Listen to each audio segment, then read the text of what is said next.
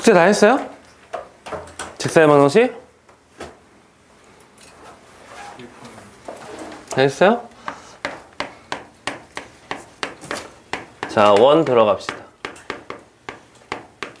자, 원이긴 원인데 원의 방정식이잖아요. 원의 방정식. 그러니까 여러분들이 중학교 3학년 2학기 때, 그러니까 2학기 때 이제 시험 범위에 원과 성질 들어가잖아요. 그럼 거기서 배우는 원과 여기서 배우는 원은 무슨 차이가 있어요? 중학교 3학년 2학기 때 원과 고등학교 1학기 때 원 무슨 차이 있어요? (3학년 2학기) 때는 중학교 3학년 2학기 때 원은 성질에 대해서만 배우는 거야. 원주각 성질이라든지 아니면 현의 성질, 다 성질 위주로 배웁니다. 그러면 지금 고등학교 1학년 때 배우는 원은 뭐냐면 당연히 그러한 성질들은 이미 알고 있다고 전제를 하고 어떤 거에 대해서 배우냐, 이 원을 좌표 평면상에 표현을 하는 거예요. 자, 생각해봐요. 중학교 3학년 2학기 때 원은 그냥 원 그냥 그려놓고 그 다음에 선 그려놓고 그들 사이의 길이 관계나 각도 사이의 관계나 이런 것만 했지 정확하게 좌표 평면 위에 x축 y축 정해가지고 몇 콤마 몇 잡아가지고 구하거나 그런 건 안 했단 말이에요. 근데 여기서는 정확하게 원에 대한 식을 작성을 하고 만약에 선이 있다면 그 선을 직선의 방정식으로 놓고 정확하게 그 좌표 평면 x축 y축 위에서 어디서 만나고 어떻게 만나고 무슨 관계가 있는지를 배우는 거야. 그 차이가 있는 거예요. 알겠죠? 자, 일단 원을 정해 봅시다. 원이 뭐예요?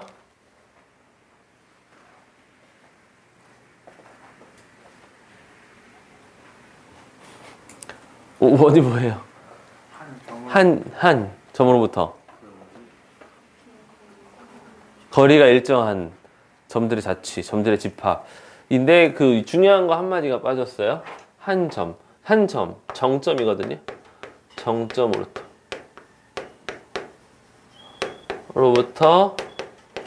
일정한 거리에 있는 점들의 자취를 갖다가 원이라고 그랬는데 한마디 빠졌다고 그랬어. 이 앞에 무슨 말 들어가야 될까? 평면이라는 말이 들어가야 됩니다. 공간상이면은 이 정의가 뭐가 될까요? 만약에 공간상의 정점으로부터 일정 거리에 있는 점들의 자취는 뭐가 될까요? 9가 돼요. 그러니까는 평면 위의 정점으로부터예요. 평면 위의 정점으로부터 평면상에서 한 정점으로부터 일정한 거리에 있는 점들의 자취. 이때 이 정점이 뭐가 되는 겁니까? 원의 중심. 보통 원의 중심은 앞으로 대문자 C로 표현을 합니다. 그 다음에 일정한 거리는 뭡니까? 일정한 거리에 해당하는 게 뭐예요? 원의 반지름. 보통 스몰 r로 표현을 하죠. 그렇지? 그러면 여기서 원의 중심을 만약에 선생님이 A, B 라고 잡는다면 이 점들의 자취의 방정식을 구해보자. 자취의 방정식 어떻게 구한다고 그랬어요? 선생님 저번 시간에.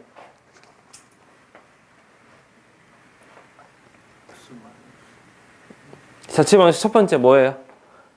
그 점을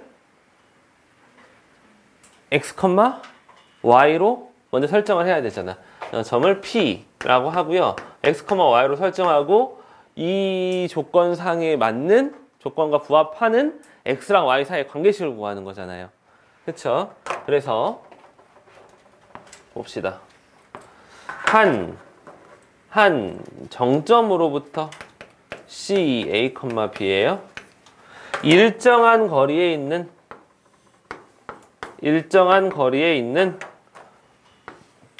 점들의 자취 Px, Y 이 상황이에요. x랑 y 사이의 관계식을 구하면 되는데 여기서 어떻게 할 수 있냐면 바로 PC의 길이가 어떻게 됩니까? PC의 길이가 R이잖아요. 그렇죠? 그러면은 PC의 제곱은 당연히 R제곱이 되죠? PC의 제곱은 R제곱이 된다.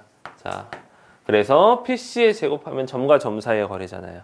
x, y와 a, b 사이의 거리. 그래서 x 마이너스 a의 제곱 플러스 y 마이너스 b의 제곱이 pc의 제곱이고 그것이 r 제곱 이렇게 되더라. 그럼 우리가 이제 여러분들이 다 이거 공부해본 적 있으니까 이게 뭐가 되는 거예요? 원의 방정식이 되는데 그 중에서도 무슨 형태? 방정식의 표준형. 그러니까 우리가 2차 함수 같은 경우도 2차 함수도 작성하는 방법이 두 가지잖아요. 2차 함수를 y는 뭐 a의 x-p의 제곱 플러스 q 이렇게 작성하는 경우가 있는가 하면 y는 ax 제곱 플러스 bx 플러스 q 이렇게 c 이렇게 작성하는 경우도 있잖아요. 이거 표준형이고 이거 일반형이죠. 뭐가 더 보기가 편해요? 표준형이 보기가 편하지. 보자마자 꼭지점의 좌표 알고 아래로 볼록인지 위로 볼록인지도 나오잖아요. 그렇죠? 하지만 이 일반형은 보자마자 우리가 알 수 있는 건 a밖에 없죠. y 절편도 알 수 있긴 하지만 2차 함수에서 중요한 건 y 절편이 아니라 축이잖아. 그렇기 때문에 보통 이렇게 일반형으로 나오면 우리 어떻게 해요? 이렇게 바꿔서 생각을 하지. 그치? 그래서 원의 방정식도 표준형이 있으면 뭐가 있겠어?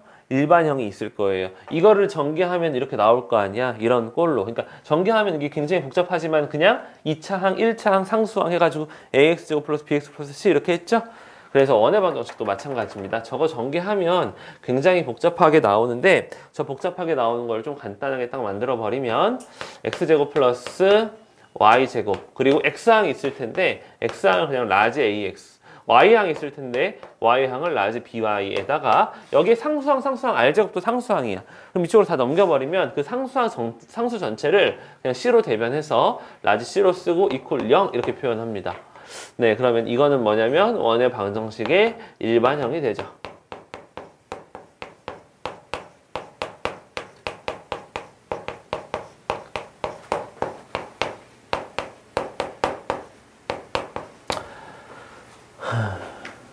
그래서 원의 방정식의 일반형을 쓰는 경우는 사실 거의 없는데 두 가지 형태의 문제에서 원의 방정식의 일반형을 여러분들이 보게 될 거예요.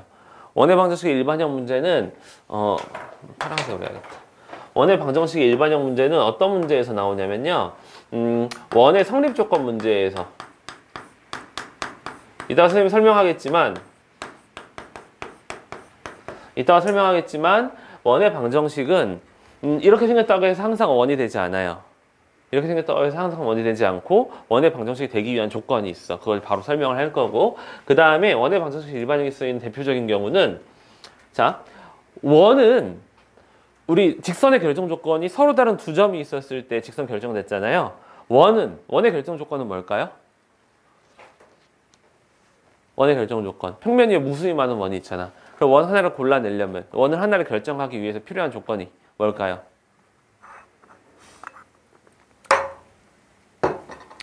한 직선상이 있지 않은 서로 다른 세 점. 그러면 요 점 서로 다른 세 점을 지나는 원은 오로지 하나만 존재하거든요. 무슨 말인지 이해가 돼요? 그래서 원의 방정식의 일반형을 쓰는 경우 중에 하나가 언제냐면 서로 다른 세 점이 주어졌을 때. 서로 다른 세 점이 주어졌을 때는 표준형에 넣으면 오히려 복잡해져요. 왜냐면은 서로 다른 세 점이 주어졌다는 건 x, y가 주어졌다는 건데 여기에 집어넣게 되면은 a도 제곱, b도 제곱이기 때문에 2차식을 연립해야 돼요. 굉장히 복잡해집니다. 하지만 서로 다른 세 점이 주어졌을 때 여기 x, y에 집어넣게 되면 라지 a, 라지 b, 라지 c에 대한 1차에 대한 연립방정식이기 때문에 구하기가 쉬워져요. 그런데 이 부분은 조금 애매합니다. 뭐가 애매하냐면 어떤 부분에서 이게 애매하냐면 이게 조금 애매해요. 교육과정 왜? 그러니까 엄밀히 따지면 이거예요. 우리 연립방정식에서 뭐가 빠졌냐면 앞에 있는 여러 가지 방정식 중에서 연립방정식 중에서 여러분 위 학년부터 뭐가 빠졌냐면 미지수의 개수가 3개인 연립방정식이 빠졌어요. 그래서 선생님이랑 공부했을 때 내가 연립방정식 문제 굉장히 예를 많이 들어줘서 풀어줬었는데 그때 무엇을 안 했냐면 문자가 3개인 연립방정식은 내가 다루질 않았어요. 물론 못할 건 없어. 못할 건 없는데 교육 과정에서 그게 빠졌어. 굳이 안 빼도 되는데 그걸 뺐어요. 근데 지금 이게 서로 다른 세 점이 그냥 주어지잖아요. 그러면은 이게 라지 A, 라지 B, 라지 C 서로 다른 문자 3개에 관한 연립방정식이 돼버려요. 그래서 뭐 그거 구하는 게 어려운 건 아니야. 그런데 그게 교육과정 외에서 빠졌는데 과연 이게 나와도 되냐? 선생님은 그렇게 생각하거든요. 근데 문제집이나 이런 데서는 나와 있거든. 쉬운 문제, 기본 문제들 중에서 나와 있는 것들이 있어서 선생님이 이걸 설명을 한 거예요. 근데 연립방정식에서 서로 다른 3개의 문자가 주어진 연립방정식은 교육과정에서 빠졌다. 그래서 그것까지 참고로 그냥 알고 계시면 되고, 아까 선생님이 잠깐 얘기했었던 원의 성립 조건 얘기부터 할게요. 이렇게 생겼다고 다 원의 방정식이 아니라고. 아까 2차 함수 같은 경우는 ax제곱 플러스 bx 플러스 c로 생겼으면 최고차항 계수가 0이 아닌 이상 다 2차 함수인데, 이거라고 해서 무조건 원이 되는 게 아니에요.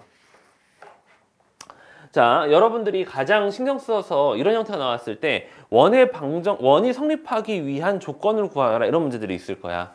그러면은 첫 번째 이제 따져야 될 것이 뭐냐면, 반지름이 당연히 0보다 커야 돼요. 이게 무슨 소리입니까? 이게 무슨 소리일까? 자, 봐요. 이걸 표준형으로 그냥 표시하면 R제곱이기 때문에 우변이 마이너스일 리가 없어. 제곱 더하기 제곱이 마이너스일 리가 없잖아. 그런데 지금 이건 일반형으로 그냥 나왔을 때, 이러한 형태로 나왔을 때는 이거 완전 제곱식으로 바꾸고 이거 완전 제곱식으로 바꿨을 때 우변이 음수가 될 수 있다라는 거예요. 이 식을 전개를 한다면. 그러니까 봐요.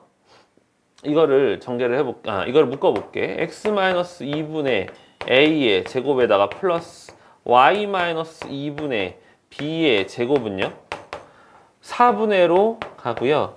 여기에 지금 4분의 a제곱이 더해진 거나 마찬가지잖아. 4분의 a제곱, 4분의 b제곱, 그리고 멀쩡하게 c는 있었으니까 마이너스 4c 이렇게 되면은 성립하거든요. 그러면은 이거를 지금 표준형으로 바꾼 거야. 문자여서 복잡해 보이지만 여러분들이 이거 숫자로 돼 있으면 이런 식으로 해서 표준형으로 바꾼단 말이야. 그런데 문제가 뭐냐면 요 부분이 과연 0보다 항상 크냐는 거야.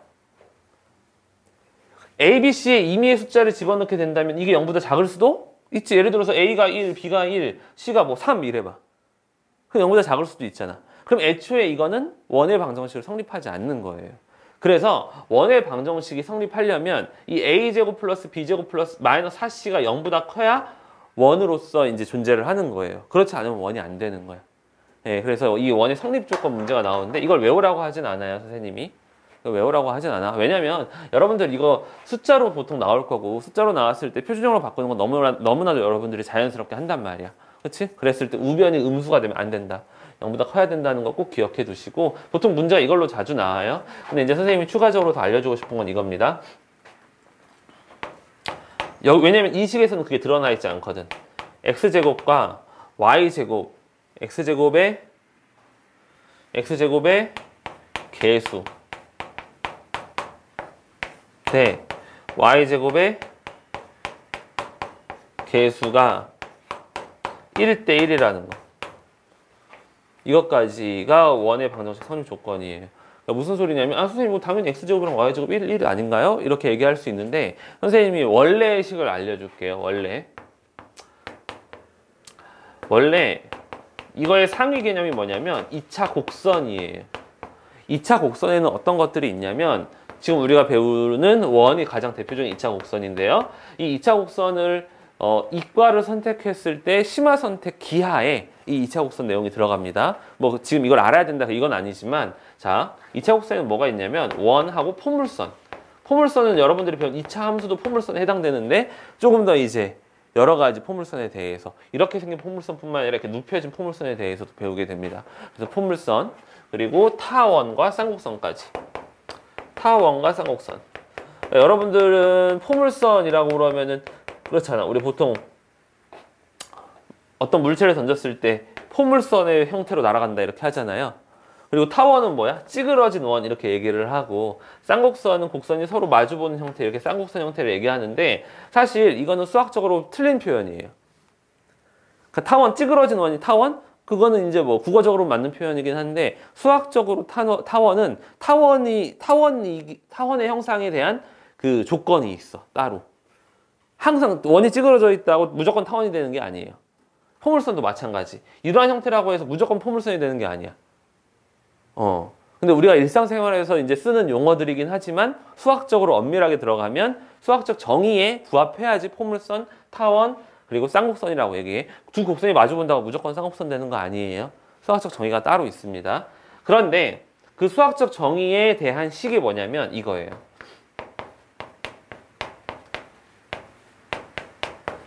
제곱. 아까 지금 저 원의 방정식 일반형이랑 조금 다르죠? 이게 2차 곡선의 식이에요. 2차 곡선의 식인데 여기서 A, B, C, D, E가 어떻게 바뀌느냐에 따라서 이 원, 포물선, 타원, 쌍곡선이 결정이 돼. 여기까지는 알겠죠? 여기까지는 됐는데 이제 선생님 이걸 다 설명하려는 게 아니라 여기서 중요한 게 뭐냐면 자, 우리 원 하고 있었잖아. 원.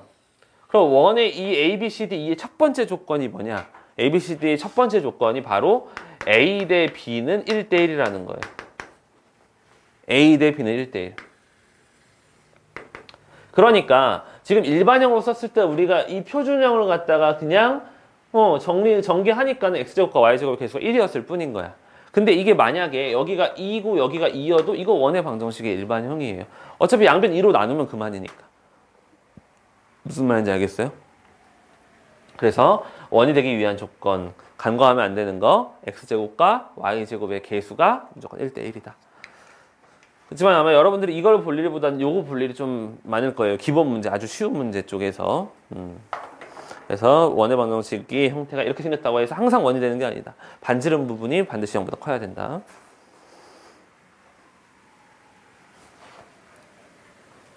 됐어요? 다 필기했나요? 다 지울 거예요? 필기 안 했으면 하시고.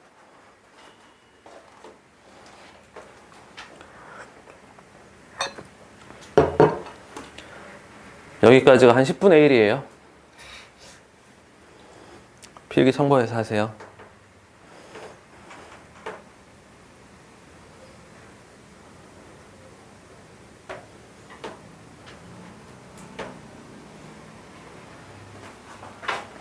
저기 왼쪽에 이거 정의는 여기 부분만 지우고 필기 좀 할게요.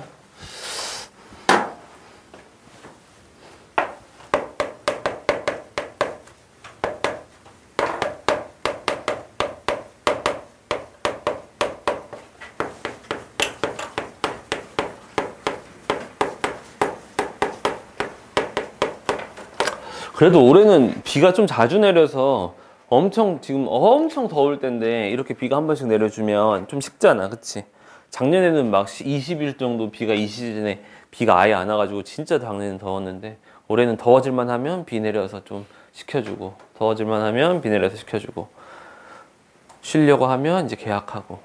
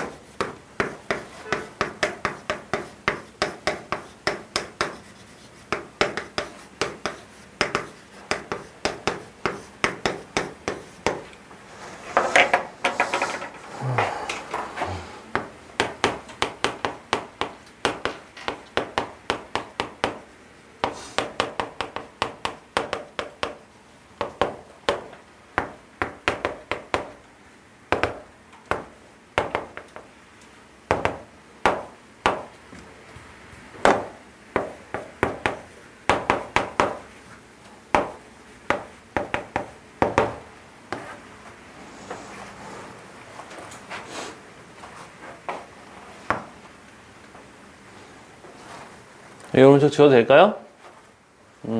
먼저 지울게요. 자, 축에 접하는 원의 방정식, 축에 접한다. X축에 접하는 원의 방정식, Y축에 접하는 원의 방정식, X축, Y축에 동시에 접하는 원의 방정식. 문제 자주 나오거든요. 그런데 축에 접한다라는 말이 들어가면 반가워야 돼. 왜냐면, 봐봐요. 우리가 원의 방정식이라고 하면 기본적으로 x-a제곱 플러스 y-b의 제곱이 r제곱이 기본 형태야. 자, 그럼 여기서 물어보자. 미지수 몇 개예요? 어떤 조건들을 뭐를 알아야 원의 방정식이 완벽하게 작성되니? 뭐를 알아야 돼? a랑 b랑 r. 그러니까 조건이 3개가 필요해요. 원의 방정식을 정확하게 작성하기 위해서는 아까처럼 점 3개. 이런 식으로 조건이 3개가 필요합니다. 그런데 그러면은 조건이 3개가 필요한데 여기서 축에 접한다라고 하면 그 조건이 하나가 이제 제거되는 거야. 그러니까 무슨 말이냐면 여러 가지 경우에 대해서 좀 생각을 해보죠. X축에 접한다고 했을 때 무슨 색깔로 접한다고 할까? 자, X축에 이렇게 접한다고 해보자. 이렇게 접했어, X축에. X축에 접했어. 이렇게 접한다고 했을 때 그러면 이건 어떻게 표현할 수 있느냐? 그냥 A, B, 그리고 중심이 A, B고 반지름이 R이라고 할 것이냐? 이렇게 생각해 볼 때 우리가 어떤 점을 알 수 있냐면 봐요. 여기서 접하기 때문에 지금 X축과 이렇게 맞닿아 있는데 여기서 이렇게 그으면 이게 반지름이 될 수밖에 없단 말이야. 근데 이게 반지름인데 이 반지름이 뭐랑 똑같아요? 이 원의 중심의 Y좌표에 대한 절대값과 똑같지. 무슨 말인지 알아요? 그러면은 이거는 우리가 어떻게 표현할 수 있냐면 원래는 이제 x-a의 제곱 플러스 y-b의 제곱은 r제곱인데 어떻게? 이게 지금 x좌표는 뭔지 몰라도 y좌표는 마이너스 r이잖아. 중심의 y좌표가 여기가 컴마 마이너스 r이 될 거 아니야. a, 마이너스 r 이렇게 되겠죠. r은 항상 양수니까. 그치? 그러면은 이 b 대신에 플러스 r이 들어갈 수 있다라는 거예요. 그러면은 미지수가 하나 줄어들었지. 그래서 원의 중심의 좌표를 반지름으로 표현 가능하다. 근데 보통 대부분의 교재에는 어떻게 나와 있냐면 이것도 참고로 알아두세요. 대부분의 교재는 원의 중심의 좌표를 반지름으로가 아니라 반지름을 원의 중심의 좌표로 표현 가능하다 이렇게 나와 있어요. 근데 선생님은 반지름으로 원의 중심의 좌표를 표현하는 걸 선호해요. 왜 그러냐면 이게 반지름을 원의 중심으로 표현하게 되면 원의 중심 자체가 마이너스일 수가 있거든. 원의 중심 자체가 마이너스일 수 있어가지고 이게 만약에 반지름으로 한다. 근데 A, B야. 중심의 좌표가 A, B야. 그럼 반지름이 B다 라고 말할 수가 없는 거죠. 마이너스 B라고 해야 되는데 그 부호 결정하기가 선생님은 좀 귀찮아서 헷갈려서 선생님은 반지름으로 표현합니다. 그래서 그것도 참고로 알아주세요. 그러니까 반지름을 원의 중심의 좌표를 당연히 표현할 수 있고 거꾸로 원의 중심을 반지름으로 표현할 수 있다. 하지만 선생님은 반지름은 무조건 양수기 때문에 다 반지름으로 표현하는 걸 선호합니다. 자, Y축에 접하는 경우 좀 볼까요? Y축에 접하는 경우는 뭐 이런 경우겠네요. 이렇게 원이 생겼어. 그러면 이 원의 중심이라고 놨을 때 역시 여기까지가 R이 될 거란 말이에요. 반지름 R이 된단 말이야. 그러니까 이건 A, B라고 놓기보다는 R, B라고 놓는 것이 더 현명하지. 미지수 하나 줄어드니까. 그러면 Y축에 접할 때는 X-R의 제곱 플러스 y-b의 제곱은 r제곱 이렇게 할 수 있죠.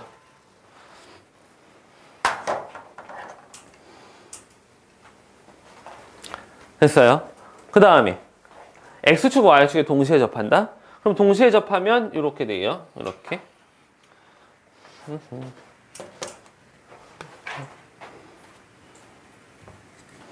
네, x축, y축에 동시에 접하면 이러한 형태의 모양이 됩니다. 자, 그러면 역시 이것도 마찬가지. 어떻게 됩니까? 여기가 둘 다 R이고 R이기 때문에 A, B라고 하는 것보다 3, 4분면 둘 다 마이너스겠네요. 좌표가. 그래서 마이너스 R, 마이너스 R. 그럼 어떻게 돼요? 그렇죠. X 플러스 R의 제곱 플러스 Y 플러스 R의 제곱은 R 제곱이 되더라. 그런데 이 접하는 거는 선생님이 지금 이 경우에 따라서 이 어디 원의 중심이 몇 사분면에 있느냐에 따라서 이 중심에 해당하는 이 아래부가 아래 좌표가 플러스가 될 수도 있고 마이너스가 될 수도 있죠. 그래서 선생님이 지금 이걸 가지고 예를 들어준 거고 사실은 이제 정확하게 들어간다면은 이게 플러스일 수도 있고 마이너스일 수도 있는 거야. 이게 마이너스일 수도 플러스일 수도 있는 거예요. 이게 플러스일 수도 있고 마이너스일 수도 있는 거야. 몇 사분면인지에 따라서. 알겠죠? 그건 여러분들이 이제 보고 결정하면 돼. 몇 사분면인지에 따라서 원의 중심이 x좌표가 플러스인지 마이너스인지 y좌표가 플러스인지 마이너스인지 그거는 상황에 따라서 보고 결정하면 된다. 근데 실수가 많이 나와요. 저 부호 정하는 거에서.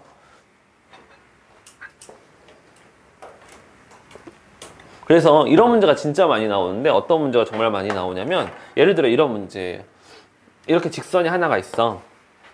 그러면 이 직선에 접하고 접하면서 x축, y축에도 동시에 접하는 2, 4분면에서의 원 몇 개 있어요? 이 직선에 접하고 x축, y축에 동시에 접하는 2, 4분면에서의 원 몇 개 있니? 이렇게 하나 있고 하나만 있어요? 잘 생각해보면 이렇게 크게 하나 있을 수 있죠? 항상 이렇게 두 개씩 있습니다. 알겠죠? 예, 그래서 여러분들이 이건 이제 어떻게 설정하면 이제 어떻게 설정하면 r 값이 나오냐면 이게 지금 그러면 마이너스 r, 플러스 r일 거 아니에요? 2, 4분면이니까 그럼 이 원의 방정식은 x 플러스 r의 제곱 플러스 y 마이너스 r의 제곱은 r 제곱인데 봐요. 여기서 반지름 어떻게 구하냐면 이 원의 중심에서 이 직선까지의 거리 있죠. 그게 반지름이 될 거 아니야. 여기 원의 중심에서 마이너스 r, r에서 이 직선까지의 거리가 반지름 r이라고 하면 r에 대한 2차 방정식 나와서 r이 2개 나옵니다. 알겠죠? 그래서 자주 나오는 문제니까 선생님이 예를 들어서 설명을 해준 거예요. 이렇게 직선에 접하면서 x축, y축에도 동시에 접하는 원 이런 식으로 2개가 있다. 그럼 어떻게 하느냐? 이 원의 중심과 이 직선 사이의 거리가 반지름이랑 같다고 하고 문제를 해결합니다. 알겠죠? 그래서 핵심은 축에 접하는 원의 방정식, 축에 접한다라는 말 나오면 반가워야 돼. 알겠지? 힌트를 하나 주는 거니까. 알겠죠?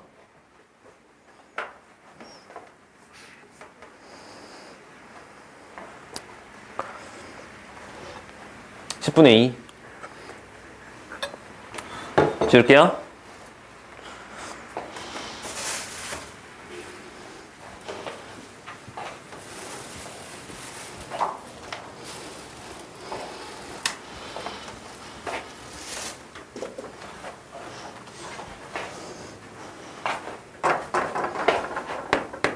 혹시 들어봤을지 모르겠는데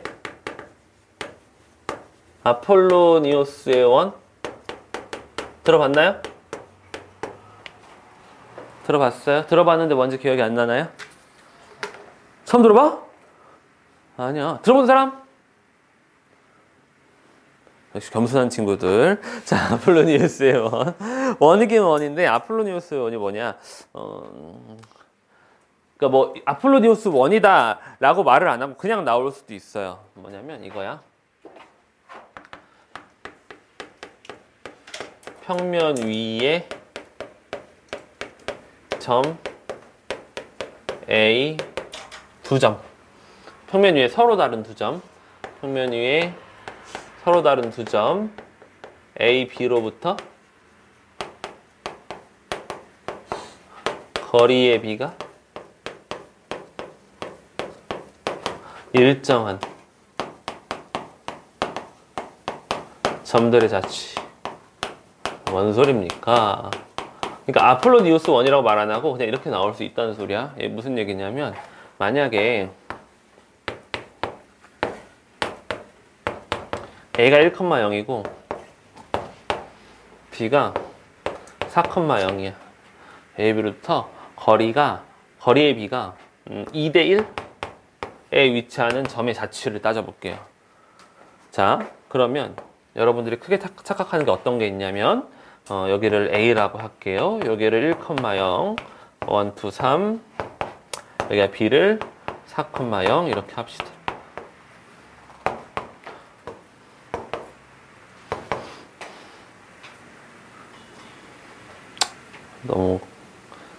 자, 그러면 A랑 B가 여기 있는데 2대1로 같은 거리비가 일정하니까 2대1로 2대1이면은 여기겠네.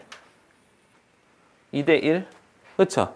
A랑 B를 2대1 했잖아. 그럼 이거 점 하나예요? 그러면 2대 여기도 2대1 아닌가? 거리의 B가 2대1이라는 건 여기도 2대1이잖아.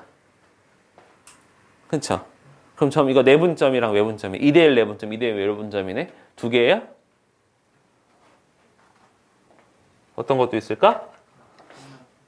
봐봐요. 이런데 얼마든지 2대 1 있을 것 같지 않니? 2대 1 있을 수 있어요. 이런데 얼마든지 2대 1 있을 수 있어요. 그렇죠? 맞아요. 그래서 이거를 전부 다 이어보면 어떻게 되냐면 원이 나온다는 거예요. 이렇게. 그러니까 이 점은 여기 위에 있는 점은 여기를 2대 1 한다는 거예요. 평면 위잖아. 수직선 위가 아니라 평면 위에 두 점이니까 거기에서 2대 1인 점을 다 이으면 이게 원이 나온다는 거예요. 그런데 그 원이 바로 아폴로니우스 원이다. 그럼 이 아폴로니우스 원 구하는 방법 어떻게 하느냐? 자, 점들의 자취 어떻게 하는 거죠? 점들의 자취 어떻게 하는 거야? 점들의 자취 어떻게 하는 거야? 빨리 얘기해 주세요. x, y 설정하고 x랑 y 사이 관계식 구하면 돼. 그러니까 이거를 x, y로 두겠다는 거야. 지금 이걸 P라고 둘게요. 그럼 무슨 지금 관계식만 구하면 돼. 어떤 관계가 있니? AP 대 BP가 몇 대 몇? 2대 1이죠? 근데 이거 지금 다 루트 씌우게 생겼으니까 어떻게 할까? 제곱해도 될까요? AP의 제곱 대 BP의 제곱은 그럼 몇 대 몇이 돼요? 4대 1 여기까지 괜찮아요? 자, 그럼 AP의 제곱은 x-1의 제곱 플러스 y의 제곱이고 1 거기다 곱한 거는 4배 BP의 제곱 x-4의 제곱 플러스 y의 제곱 전개해볼까요? x의 제곱 마이너스 2x 플러스 y 제곱 플러스 1은 4x의 제곱 마이너스 8x 84 32x 플러스 4y의 제곱 플러스 16에 64 이렇게 되겠네요. 그럼 오른쪽으로 다 넘기면 3x의 제곱 플러스 3y의 제곱 그 다음에 마이너스 30x 플러스 63은 0이죠? 그러면 x의 제곱 플러스 y의 제곱 마이너스 10x 플러스 21은 0이죠? 그래서 x 마이너스 5의 제곱 플러스 y의 제곱은 4 이렇게 나오고 됐어요? 이렇게 구할 수 있는데 아폴로니우스 원은 좀 특별해. 좀 더 쉽게 구할 수 있어요. 이게 뭐냐면 봐요. 아까 2대1 내분점 있죠? 2대1 내분점. 이게 그럼 3,0이네. 그치? 2대1 내분점이니까. 그 다음에 2대1 외분점 있죠? 2대1 외분점. 그럼 얘는 몇 컴마 몇이에요? 7,0이죠? 7,0이에요. 자, 그러면 이 아폴로니우스 원은 뭐냐면 내분점과 외분점을 지름의 끝으로 하는 원의 방정식이에요. 오케이? A랑 B의 내분점과 외분점을 지름의 끝으로 하는 원의 방정식? 지름의 끝으로 하는 원의 방정식은 이거랑 이거의 중점이 바로 원의 중심이 되겠네. 3,0과 7,0의 중점이니까 5,0이 원의 중심이 되고 그럼 당연히 반지름의 길이 구할 수 있지. 지름의 길이도 구할 수 있고. 그러면은 이 사실만 알고 있으면 아폴로니우스 원, 거리비가 일정한 점들의 자치 얘는 지금 내분점과 외분점을 지름의 양끝으로 하는 원의 방정식이 나온다는 걸 알고 있으면 이렇게 복잡하게 풀지 않더라도 어떻게? 내분점 구하고 외분점 구하고 그들의 중점 구하면 이게 원의 중심이고 반지름 구해서 그냥 보자마자 이거 x-5의 제곱 플러스 y 제곱은 반지름의 4 그냥 바로 나온다는 거지. 오케이. 그래서 이 아폴로니우스 원은 이거는 어떻게 해결한다? 저렇게 자취의 방정식으로 푸는 것이 아니라 내분점과 m대 그러니까 일정한 거리의 비가 만약에 이걸 m 대 n이라고 한다면 m 대 n 내분점과 m 대 n 외분점을 지름의 양 끝점으로 하는 원의 방정식이 나온다는 거예요. 그래서 자취의 방정식으로 x, y로 푸는 것이 아니라 이렇게 해결하는 게 훨씬 간단하다. 그렇죠? 알고 있으면 이렇게 푸는 거죠. 모르고 있으면 이렇게 풀어야겠지만. 아폴로니우스 원. 아폴로니우스 원이라는 말을 안 해줍니다. 문제에서. 안 해줘요. 그냥 저렇게 구하라고 해. 근데 이제 문제 유형에는 아폴로니우스 원이라고 써 있을 수 있는데 그냥 문제에서는 아폴로니우스 원이 된다 이렇게 말 안 해줘. 여러분들 캐치해야 돼요. 이거 아폴로니우스 원이구나. 캐치하셔야 됩니다.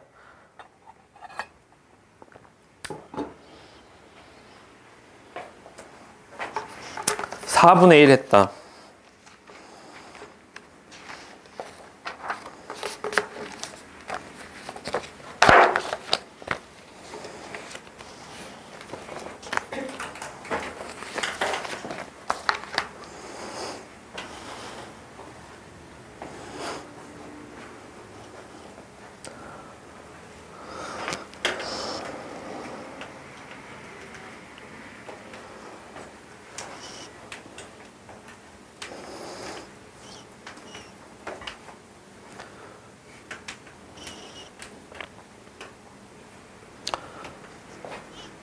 또 괴롭혀?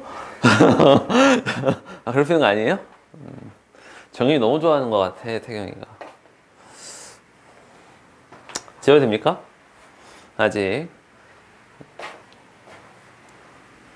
네, 포기하세요.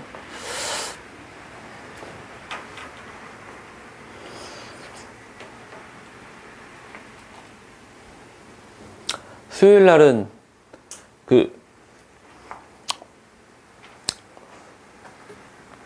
수미상관이 뭐예요? 수미상관?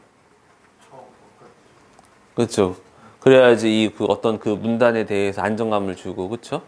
그런 걸로 여러분들 막 주제 찾고 하잖아. 우리 첫 시간에 클리닉 시간에 뭐 했어요?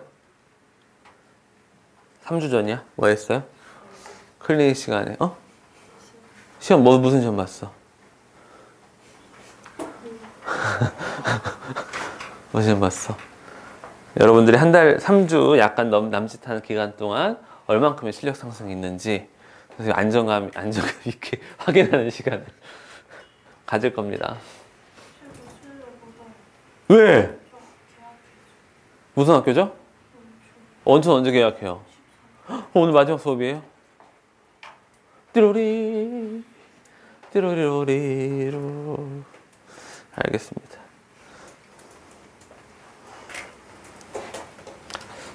그럼 오늘 시험 봐야겠네.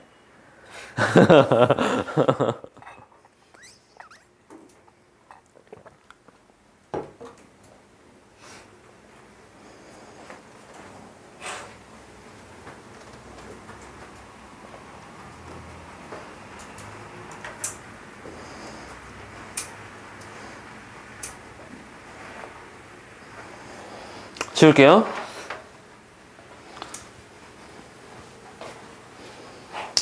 한 등급씩 올라가 있으면 좋겠다. 근데 등급 올리는 게 정말 쉽지 않아요. 등급 안 올라갔을 수도 있고 오히려 떨어질 수도 있어요. 사실 그렇게 한 달 공부해서 만약에 등급이 하나 올라가잖아? 그러면 공부를 안 할 사람이 누가 있겠어? 그렇지 않겠어요? 근데 선생님 기대하고 있습니다. 1개에서 2개 정도까지 올라가지 않았을까? 2등급에서 1등급 올라가는 건 어렵지만 뭐 5등급에서 3등급 올라가는 거야 뭐 금방이지 뭐. 그렇지 않았을까? 하여튼 잔뜩 기대하고 있을게요. 자, 그 다음에 이거 고급, 저번에 선생님이 그 두 직선 나왔을 때 고급 개념이라고 하면서 알려줬었던 거 뭐 있었는지 혹시 기억납니까? 두 직선의 교점을 지나는 직선의 방정식 기억나요? 비례상수 뭐 썼었죠? K 썼었죠. 그래서 직선 더하기 K 곱하기 직선은 0. 그 개념이 이제 그 개념을 선생님이 그렇게 자세하게 했던 이유가 여기에서도 써먹으려고 그런 거예요. 여기 문제에 많이 나와. 원 문제에서 오히려 훨씬 더 많이 나옵니다.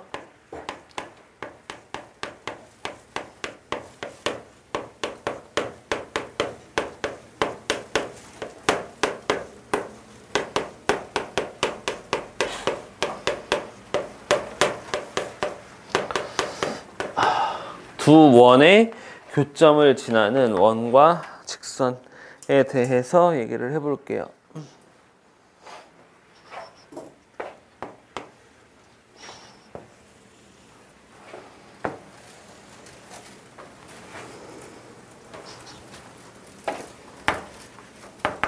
하나의 원은 x제곱 플러스 y제곱 플러스 라지 ax 플러스 라지 by 플러스 c 이퀄 제로가 되고요. 또 다른 하나의 원은 x제곱 플러스 y제곱 플러스 라지 a 다시 x 플러스 라지 b 다시 y 플러스 c 다시는 0 이렇게 두 개의 원이라고 할게요. 자, 그러면은 원과 원이 뭐 한 점에서 만날 수도 있고 두 점에서 만날 수도 있고 만나지 않을 수도 있고 하지만 그 원과 원의 위치의 관계에 대해서는 이 뒤에서 배우도록 하고요. 일단 여기서는 두 원이 만난다는 거야. 두 원이 만나게 되면 교점 몇 개 생겨요? 지금 눈으로 봤을 때 교점 몇 개? 두 개 생기죠. 오케이, 두 개 생깁니다. 자, 그럼 이 두 교점을 지나는 원 몇 개 있을까요?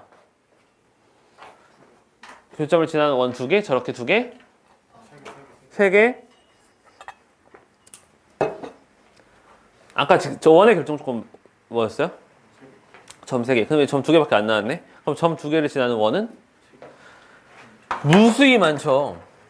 이렇게 엄청 크게 있을 수도 있고 이쪽으로도 엄청 크게 있을 수도 있고 그렇잖아. 우리 직선 할 때 점 2개면 직선 결정되는데 점 하나 있으면 그 점을 지나는 직선 무수히 많은 것처럼 원은 점 3개 있어야 결정돼. 근데 이렇게 점 2개밖에 없으면 무수히 많은 원이 있는 거지. 그쵸? 그러면은 그러한 무수히 많은 원들을 어떻게 표현할 거야? 어떻게 표현하느냐? 이게 그 두 직선의 교점을 지나는 직선의 방식하는 거랑 개념이 완전히 똑같아요. 저걸 어떻게 표현하냐면 이렇게 표현합니다. 자, 일단 이 원 있죠. x제곱 플러스 y제곱 플러스 라지 ax by 플러스 c 하고요. 쟤는요. x제곱 플러스 y제곱 플러스 a 다시 x b 다시 y c 다시까지 한 다음에 뭐 해줘요? 완전 똑같다. 우리 직선 할 때랑 여기에다가 k 곱해준 다음에 k 곱해주고 이거 더한 다음에 이퀄 0이라고 합니다. 엄청 길죠? 엄청 길어요. 여기서 단 k는 마이너스 1이 아닙니다. 엄청 길지. 그럼 이거 다시 해석해 줘 볼게요. 자, 일단 얘는요. x제곱 y제곱에 관한 몇 차식? xy에 관한 2차식이지.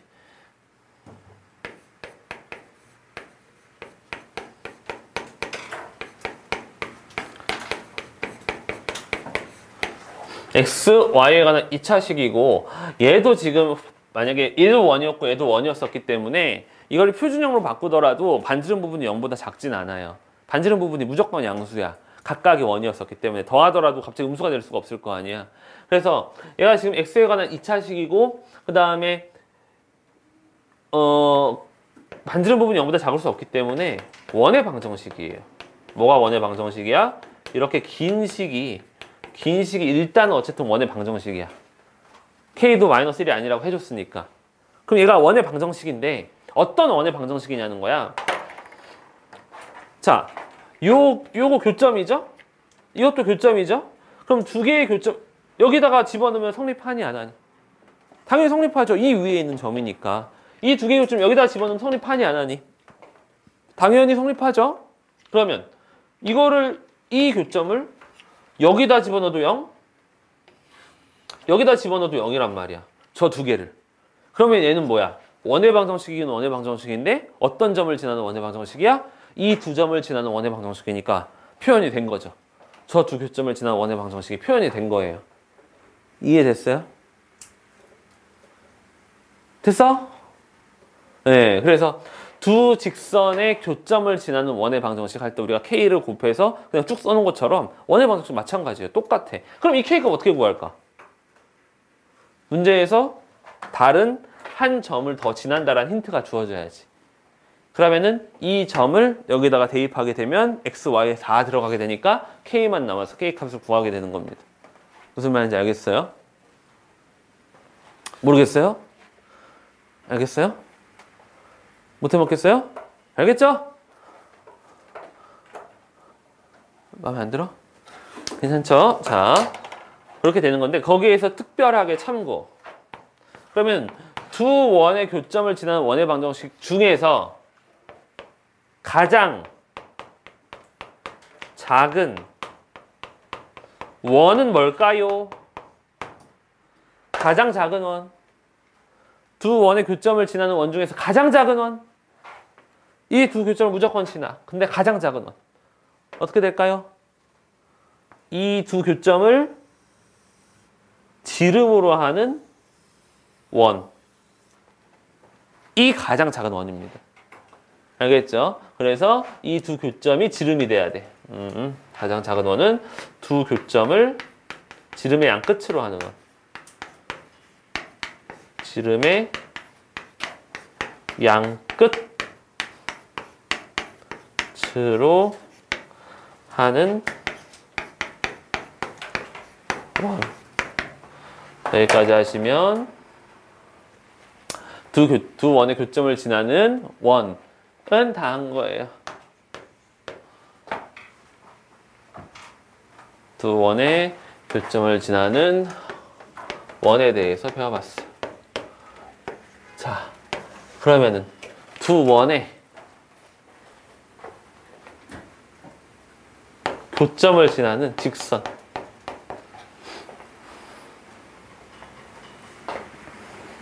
그러니까 뭐야? 저렇게 두 원이 있어. 한 번 더 그릴게요. 두 원이 있어. 두 원의 교점을 지나는 직선. 이건 어떻게 할까?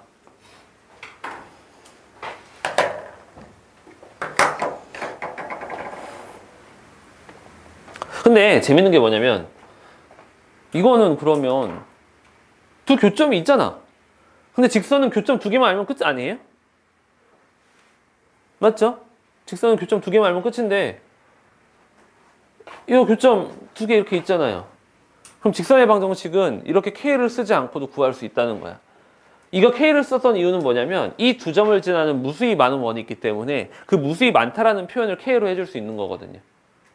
근데 직선은 K를 굳이 쓰지 않아도 되지. 바로 직선은 뭐냐면요. 이거 있죠.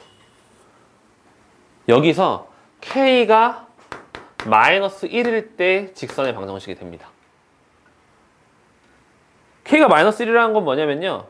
하나의 원의 방정식에서 다른 하나의 원의 방정식을 그냥 빼라는 소리예요. 봐요. 하나의 원의 방정식 봐봐. x제곱 플러스 y제곱 플러스 라지 ax 플러스 라지 by 플러스 c는 0이라는 원의 방정식이 있고 다른 원의 방정식은 x제곱 플러스 y제곱 플러스 a-x 플러스 b-y 플러스 c-는 0인데 이거 두 개 연립해버리는 거야. 그냥 x랑 y를 구하겠다는 게 아니라 그냥 연립을 해. 위에서 아래를 싹 빼버려. 그러면 뭐가 날라가? x제곱 y제곱 다 날라가잖아요. 그럼 뭐만 남아요? x항 y항 상수항 이 1차식으로 다 남잖아. 그럼 이건 x, y에 대한 몇 차식이야? x, y에 대한 1차식이죠. 뭘 나타내요? 직선을 나타내잖아. 근데 이 직선에다 뭐 집어넣으면 만족하니? 이 직선에다가 요 점이랑 요 점 집어넣으면 만족하지. 연립했으니까. 그럼 저 두 개의 점을 집어넣으면 만족하는데 얘는 1차 방정식이야. 그럼 얘 뭐예요? 저 두 점을 지나는 직선이 되는 거지. 그래서 이걸 이제 뭐라고 그러냐면은 공통현 여기까지가 공통현이죠? 여기까지 공통현인데 공통현을 연장시키니까 공통현의 방정식이 되는데 이 공통현의 방정식은 뭐냐? 그냥 원의 방정식에서 다른 원의 방정식 빼버리면 돼요. 끝이야. 그러면 엄청 쉽죠?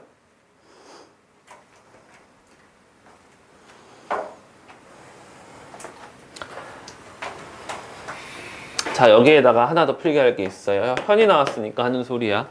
현이 나왔잖아요.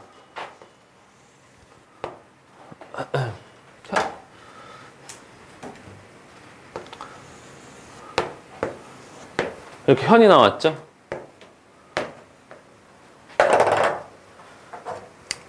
자, 이렇게 나왔을 때 보조선 2개. 뭐뭐 그어야 될까요? 보조선 2개. 반드시 일단 반지름 하나 그어야 되고요. 그 다음에 여기에서 이 현에 수선 하나 그려야 돼요. 그럼 수선은 어떻게 될까?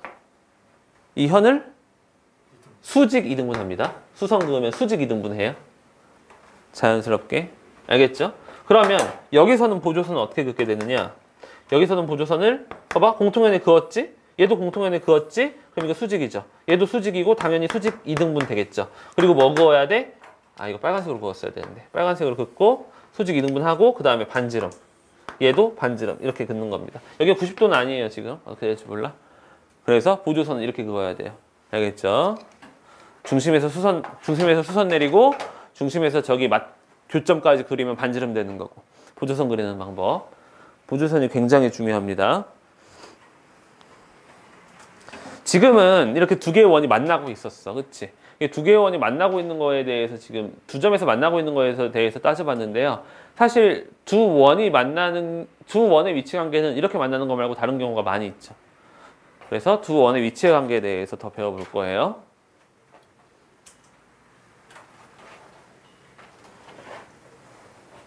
(40% 했어요).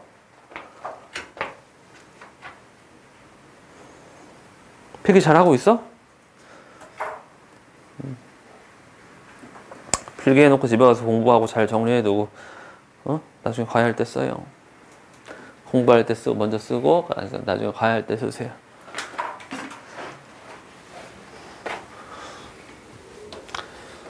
여러분들이 지금 비싼 돈 주고 배우고 있지만 다 걷어들여야지. 그렇죠?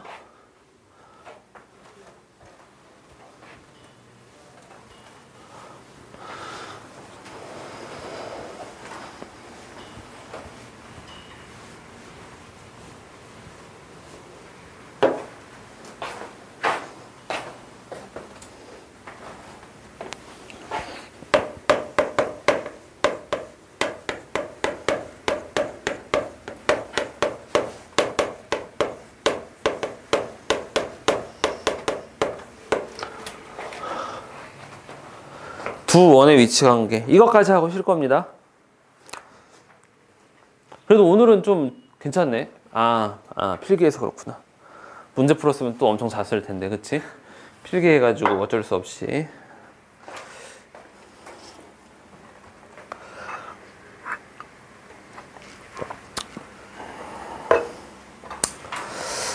두 원의 위치 관계. 아까처럼 두 점에서 만나는 거 말고 어떤 관계들이 있을까요?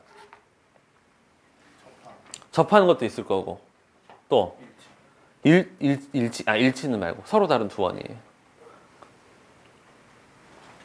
아니 뭐 어려운 질문 아니에요. 편하게 생각하라는 거. 이렇게 두 원 이렇게 있을 수 있잖아. 너무 작게 그렸다. 떨어져 있는 거. 아까 말한 대로 또 뭐 하는 거? 접해. 이렇게 접해. 또 아까처럼 두 점에서 만나. 이상해. 두 점에서 만나 이렇게. 또 접하는 게 한 종류만 있는 게 아니지. 안에서 접할 수도 있어요. 그 다음에 안에서 안 만날 수도 있어. 그러니까 안 만나는 게 두 가지 종류, 접하는 게 두 가지 종류, 그 다음에 평범하게 두 점에서 만나는 거. 두 연의 위치 관계는 이렇게 5가지가 있습니다. 자, 그러면 이걸 어떻게 판단하느냐?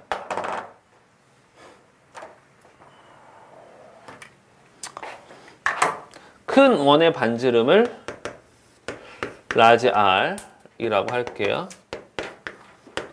라지 R. 이거 되게 못 그렸네. 라지 R. 작은 원의 반지름을 스몰 r이라고 할게요.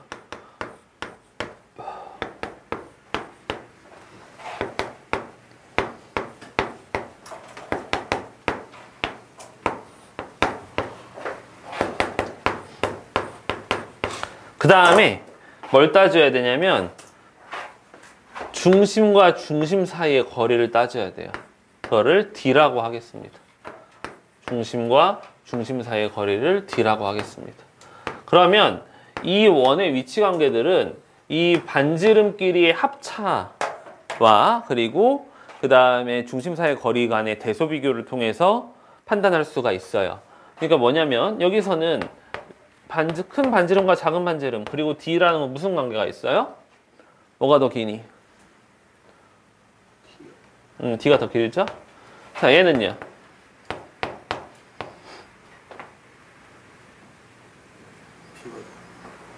응? 여기 스몰 r, 여기 라지 r. 네, 같죠? 얘는요? 얘는?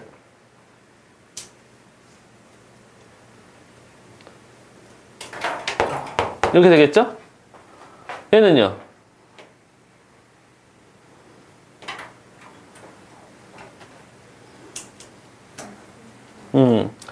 라지 R에서 스몰 r을 빼야지 D가 되는 거죠? 그렇죠? 이거는요? D가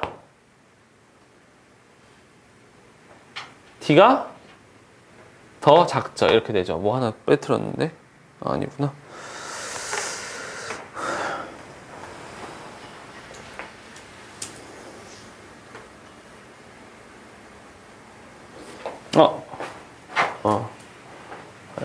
R보다는 크다.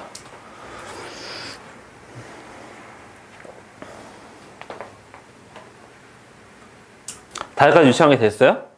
근데 이거는 외워서 하는 게 아니라 그냥 이렇게 비교해서 하는 거다라고만 알아두시면 되고, 여기서 이제 좀 짚고 넘어가고 싶은 게 한 가지. 뭐냐면요. 접선에 대한 얘기 좀 해볼까요? 접선, 여기 나갑시다. 공통 접선. 그냥 접선이 아니라 동시에 접하는 공통 접선에 대한 얘기 좀 해봅시다. 자, 이거는 공통 접선이 몇 개 있어요?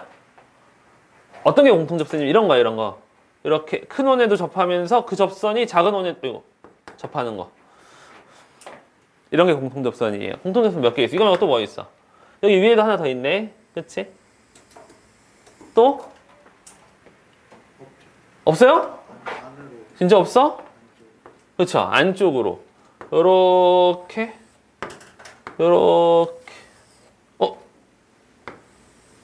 받아들이세요. 자, 이렇게 있어가지고 용어가 따로 있죠. 어떻게 용어가 있어요? 이런 식으로 밖으로 가는 것들은 공통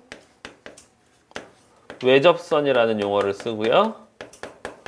그 다음에 이렇게 안쪽으로 들어가는 것들은 공통 내접선이라는 말을 쓰죠. 자, 얘는요, 몇 개 있어요? 그러면 원, 자꾸 안 접해. 투, 그 다음에 1, 2, 3 이렇게 있죠. 맞아요? 얘는요, 몇 개 있어요? 자꾸 안 접하네. 2개. 이거는요? 1개. 얘는요? 없지. 자, 공통 접선의 개수 몇 개? 몇 개? 몇 개? 몇 개? 몇 개? 1개.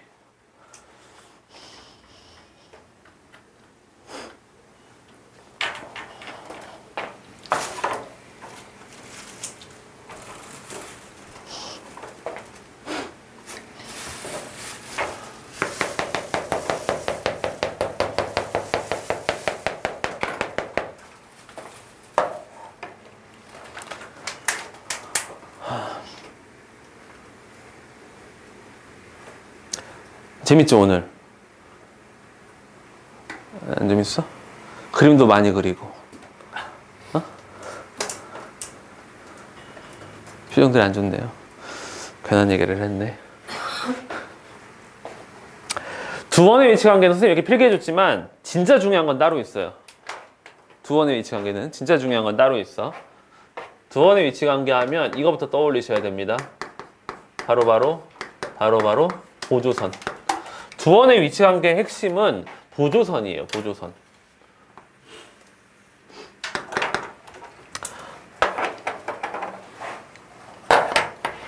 그래서 정말 중요한 두 가지 형태에 대해서 보조선 긋는 방법을 좀 알려줄게요. 첫 번째, 가장 일반적인 경우인데 두 원이 나왔어. 2번 경우예요. 1번 경우예요. 자, 이렇게 두 원이 있어요. 두 원이 나오게 되면 여러분들 뭘 하셔야 되냐면 무슨 원이 어떻게 나오든지 이렇게 나와도 마찬가지, 이렇게 나와도 마찬가지인데 대표적으로 이제 보통 두 원이 나오면 이렇게 떨어져서 나오거든요.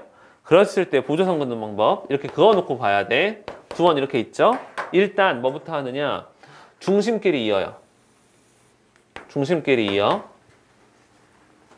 그 다음에 공통 접선 있잖아요. 공통 접선 하나 그어요. 저렇게 이렇게 하나 그어. 접선을 긋게 되면 뭐 하고 싶어야 되니? 접선을 긋게 되면 뭐 하고 싶어야 돼? 항상 어느 순간이든 원이 하나든 두 개든 상관없이 접선을 긋게 되면 원의 중심에서 접선에 선을 긋고 싶어야 돼. 항상. 그러면은 접선에 그으면 이 접점이 무조건 수직이거든요. 그러면 반지름을 의미하죠. 그리고 어떤 보조선 하나 긋는다? 어떤 보조선? 요거. 접선과 평행하면서 작은 원의 중심을 짜는 이거. 이거 하나 그어요. 그러면 이 길이 관계가 어떻게 되냐면 여기가 무슨 색깔로 해야 돼? 주황 색깔. 라지 R, 여기가 스몰 R 이렇게 돼요. 근데 여기 사이가 이제 D일 거 아니야? 그리고 여기 사이가 D가 아니지. 미쳤나봐. 쏘리. 여기 사이가 D가 아니에요. 파란색이 D가 되죠? 중심 사이 거리가 D가 되고 그 다음에 여기 길이가 라지 R 마이너스 스몰 R이 되거든요. 그러면은 이 삼각형이 직각삼각형이니까 피타고라스 정리 만족하거든. 그쵸? 그러면 이 빨간색 길이로 구할 수 있다. 그래서 이런 걸 통해서 이제 문제를 풀게끔, 길이 관계를 통해서 문제를 풀게끔 나오게 되고, 또 이렇게 긋는 경우도 있어요. 똑같은 상황에서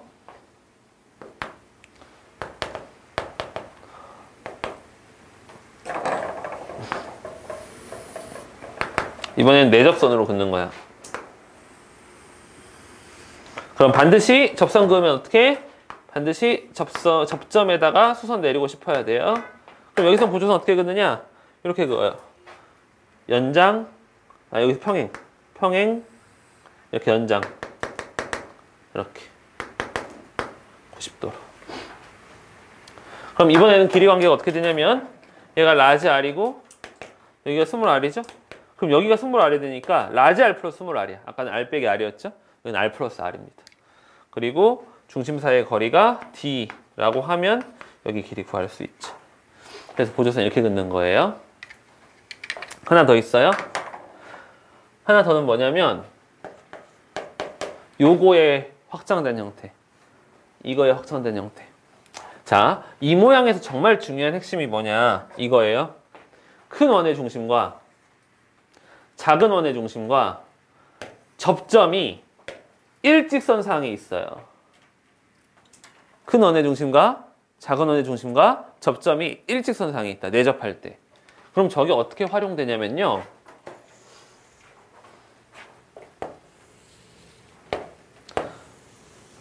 반원이 있어요. 그리고 이 반원에 이렇게 들어가는 원이 있어. 이렇게 들어가는 원이 있어. 이 모양 나왔을 때 여러분들이 보자마자 해야 되는 거 하나. 뭘까요? 보자마자 해야 되는 거 하나. 이 모양일 때. 자, 속으면 안 돼. 얘가 지금 반원이지만 얘 어쨌든 원이거든요. 그리고 얘도 원이잖아. 그 원과 원이 여기 내접하고 있는 거야. 그러니까 저 모양, 네 번째 모양인 거예요. 보조선 이런 모양일 때 여기 중심, 작은 원 중심, 접점. 이거 무조건 일직선입니다. 알겠죠? 중심, 접점. 무조건 일직선이에요. 저거 보조선 그어야 돼. 안 그러면 문제 안 풀리게끔 될 겁니다. 그래서 원과 원의 위치 관계, 두 원의 위치 관계는 만난다, 만나지 않는다. 이게 핵심이 아니라 두 원의 위치 관계의 핵심은 보조선이에요. 보조선을 얼마나 이쁘게 긋느냐. 알겠죠? 그래서 보조선 긋는 방법을 선생님이 알려줬어요. 여기까지가 절반. 쉬었다가 뒤에 더 어려운 것 좀, 지금까지는 워밍업이었어, 사실. 뒤에 이제 어려운 것들 남아있죠. 뭐 남아있어? 여러분 진짜 싫어하는 거. 접사의 방식 괜찮아요? 접사의 방식 괜찮아? 그래? 거기가 좀 어려울 텐데. 그 접사의 방식 좀 자세하게 배워볼 겁니다. 쉴게요.